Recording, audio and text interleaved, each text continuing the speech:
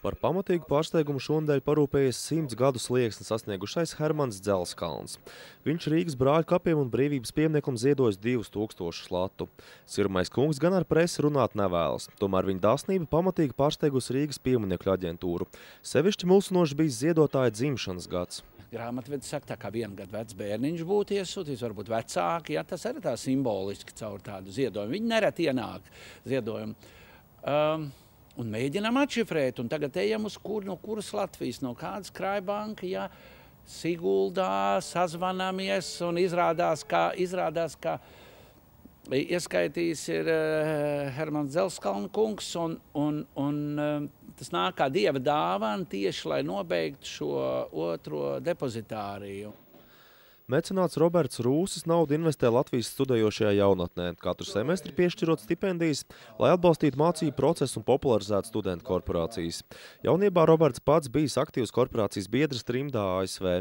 Tā kā es esmu audzis korporāciju ģimenē, 3. paudzes Letons, tad es zināju, ko korporācijas ir devuši Latvijai viņas vēstures tecējumā.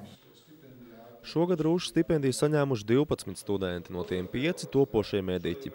Mecenāts ir pārliecināts, ka no viņiem izaugs īsti lietas koki. Korporācijā sastāvošie, kam ir tēvzemes mīlestība un kas vēlās izaugsmi gan sev, gan valstī, visticamāk brauks uz ārzemēm papildināties, bet atkal atbrauks atpakaļ uz Latviju, jo Latvijai ir jāzeļ. Uldis Davidovs 15 gadus strādājis militārajās iestādēs, pēdējā laikā bijis armijas preses pārstāvis. 45 gadu vecumā sasniedzot izdienas pensiju, viņš bijis spiests darbu pamest. Taču Uldis joprojām brīvprātīgi un bez samaksas palīdz aizsardzības ministrijai konsultējot kolēģus. Saprotiet, nevar jau tā vienkārši saraut saiti ar kolēģiem.